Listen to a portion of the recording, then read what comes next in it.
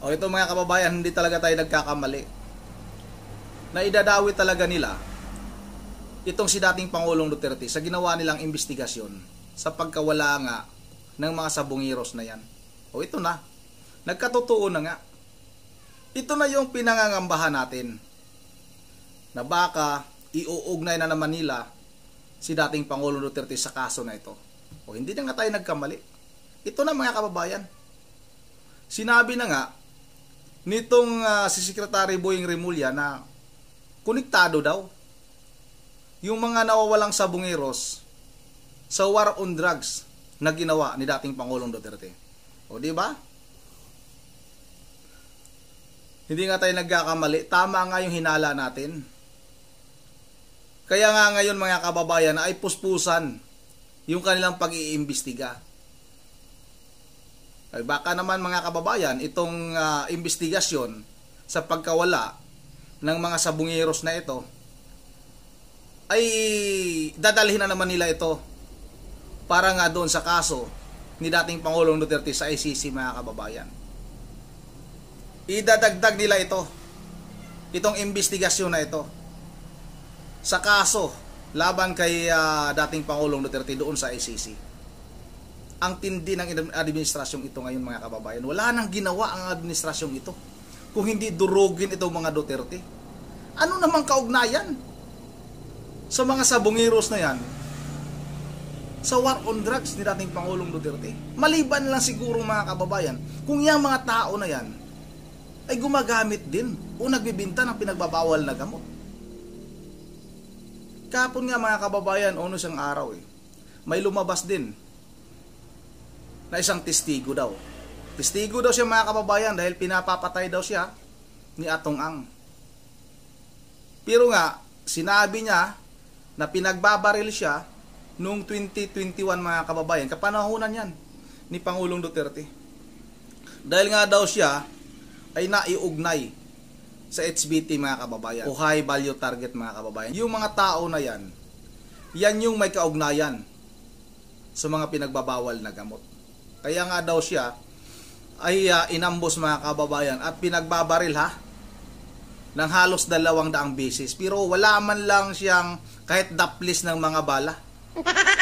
Hindi man lang siya tinamaan mga kababayan. Kaya duda na ako. Dahil sa paglabas ng tao na yan ay talagang tinutumbok nila itong si dating Pangulong Duterte para nga maikunik nila itong mga kaso ng mga nawawalang sabungiro sa war on drugs ni dating Pangulong Duterte. Hindi nga tayo nagkakamali. Ito na mga kababayan. Talagang napakawalang hiya naman talaga nitong si Boying Remulla. Samantalang yung anak niya mga kababayan na naaresto noon dahil sa pinagbabawal na gamot, dahil sa druga mga kababayan, ay pinakawalan kaagad.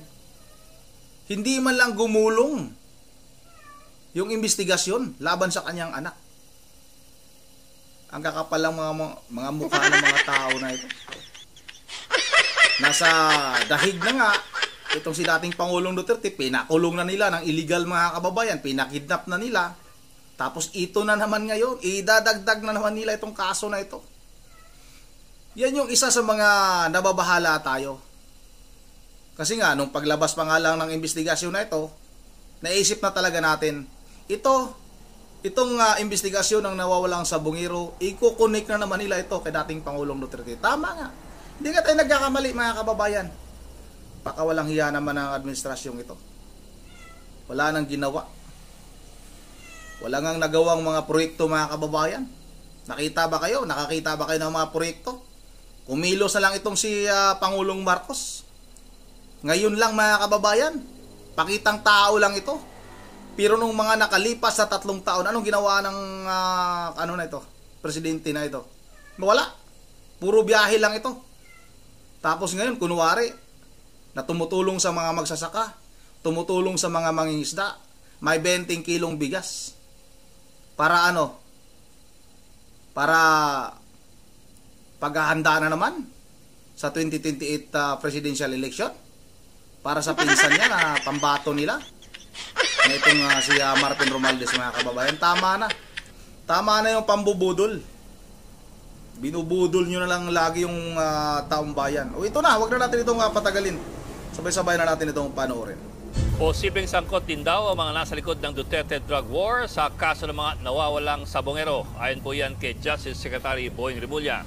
Tasa namang tinanggi ni PCSO Chairman Felix Reyes ang alegasyon ni alias Totoy na tagayos raw siya ng kaso ng missing sabongeros kung saan nadidiin ang negosyanteng si Atong Ang.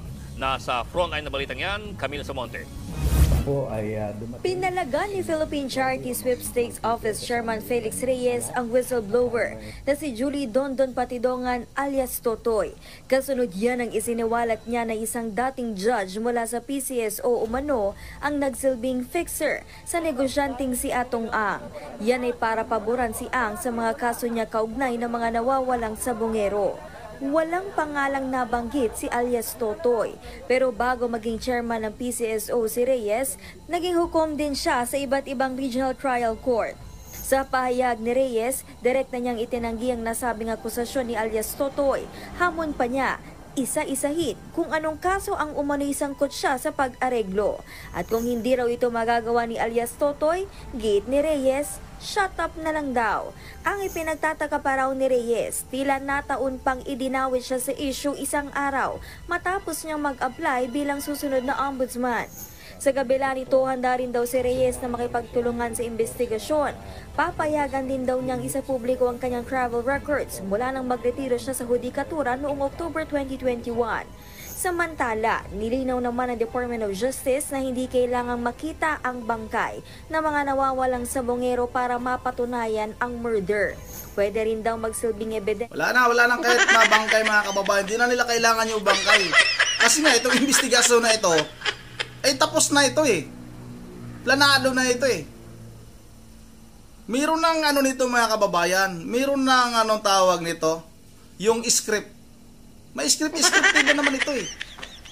Sa paglabas nga lang nitong si alias Totoy, hindi naman tayo kontra mga kababayan. Kung talagang maparusahan yung mga totoong gumagawa sa pagkawala ng mga sabongeros na yan. Pero kung gagawa na naman sila ng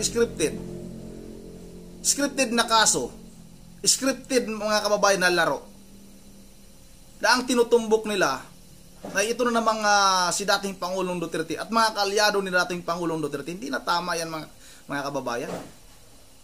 Talagang napakalaking kadimunyuhan yan. Itong si Rimulya, napakawalang hiya naman ng ano na ito, ang sekretary ng DOJ na ito. Yung anak niya mga kababayan, pinagtatakpan nila. May kasong droga, ulitin natin, paulit-ulit natin sasabihin dito sa ating YouTube channel. Na itong anak ni Boying Rimulya mga kababayan, ay nasangkot ito sa kaso ng paglabag sa pinagbabawal na gamot. Napakaraming droga ang nahuli nahuli sa anak nitong si Boying Rimulya. Pero anong nangyari? Na-dismiss yung kaso. Kapal naman ang mukha tuwing mayroong mga issue sa kanilang mga kababayan. Gusto nilang malihis yung atensyon sa kanila. Gusto nilang ibaling sa iba. O ito na naman mga kababayan. Napakawalang hiya naman ang administrasyong ito. Ebidensya ang litrato o video ng pagpatay. Sa gitna ng investigasyon, inanunsyo ng National Police Commission o NAPOLCOM na nakakatanggap na raw sila ng feeler na may makabuluhang impormasyon tungkol sa mga nawawalang sabongero. Ilan sa kanila ay lumapit na raw sa ahensya at posible ring maging state witness. Yung parang mag-testimonya, buong isa. Tama na yung laro din yun. Impormasyon. Parang. May sustansya. Kailan pa po? Ngayong linggo namang nakatakdang isa publiko ang preliminary report ng PNP sa 15 polis na idinadawit din sa mga nawawalang sabongero. Posible rin daw silang maging state witness kung gugustuhin nila. If some of them will volunteer to be state witnesses or they've decided to tell all, then that will be a welcome development in the investigation. Ang palasyo naman sinabing kailangan magkaroon pa ng mas matinding investigasyon. Kasunod yan ang sinabi ni Justice Secretary Boying Rimulya sa panayam sa programang On Point ng Billionaire News Channel na sangkot din sa kaso ng missing sabongeros, ang mga nasa likod ng madugong drug war na nagdaang Duterte administration. Ganyan po ang nakikita na nakikita sa mga investigasyon, mas lalo pa po dapat itong palawigin yung pag-iimbestiga rito. Dahil mukhang konektado ang mga nagawang krimen. Nagbabalita mula sa Frontline. Palaman ang mukha mo, Claire Castro. Budol-budol kang tagapagsalita ka ng Pangulo. O kumusta na yung blankong mga papel na pinakita mo sa media? Yung sinasabi mo na mga barangays na na-cleared na sa pinagbabawal na gamot. 'Di ba? Nabuking ka, binuking ka ni Eden Santos. Nagawa-gawa nyo lang yung mga barangays na yan. Walang mga pangalan, mga kababayan. Yung ibang papel, blanco, kaya pala napakakapal ng bond paper, mga kababayan. Ang kapal ng mga mukha ng mga tao na ito. Tapos ngayon, lakas ng loob mo na sabihin na kailangan ng mas masusi o malalim pang investigasyon dahil naiugnay na naman sa war on drugs itong mga sabongeros na ito. Kung may mangkukulam lang, mga kababayan, ipapakulam ko na itong mga ito. Kung may katotohanan lang yung mangkukulam, ipakukulam ko itong lahat na itong mga tao na ito. Napakasinungaling ng mga tao na ito. May araw din kayo, mga hinayupa kayo. Itong si Boying Remulla, bakit hindi pa kayo natuluyan ito, no? Umayat na itong mga kababayan. Muntik na itong magpaalam, eh. Muntik na itong magpaalam sa mundo. Kaso nga nakarecover itong hinayupak na ito. Hindi nga tayo nagkakamali, mga kababayan, na talagang gagawa ng paraan ang mga ito para yung mga nawawalang sabongeros na yan iuugnay nila kay dating Pangulong Duterte. Sa paglabas nga ng isang testigo na pinagbabaril daw siya ng halos 200 bisis dahil nga siya nga ay naisama, mga kababayan, sa HBT, sa high value target. At alam naman natin kung nasa listahan ka ng high value target, mga kababayan, involved ka sa mga pinagbabawal na gamot. Kaya daw siya, yan daw yung duda niya. Kaya alam ko na nung lumabas yung tao na yon. Kahit pa nung unang investigasyon pa lang nito, mga kababayan, itong mga nawawalang sabongero. Hindi tayo kontra talaga. Hindi tayo kontra kung halimbawa totoo yung kanilang investigasyon. Kaso nga lang klarong-klaro eh. Scripted na naman ito eh. Tapos na itong investigasyon na ito, mga kababayan. Mayroon na silang sinusunod na script nito. At sa tingin ko, isa-isang lalabas itong mga witness na ito. Mga bayad na naman itong mga witness na ito. Katulad ng ginawa ni Risa Tanas, mga kababayan, sa Senado. Yun ang dito lang muna at bago tayo magtatapos, mag-shoutout lang muna tayo. Mag-shoutout tayo kay Ma'am Berge Veraligios ng Pulilan, Bulacan. Kay Binmar, shoutout ha. Shoutout sa iyo, Giliw Pangandian. Shoutout ta rin kay Glina Rimunda. Shoutout na rin kay Windimar Morla. Mabuhay ka si Ronde TV. Shoutout po naman kami dito sa anong lugar ito?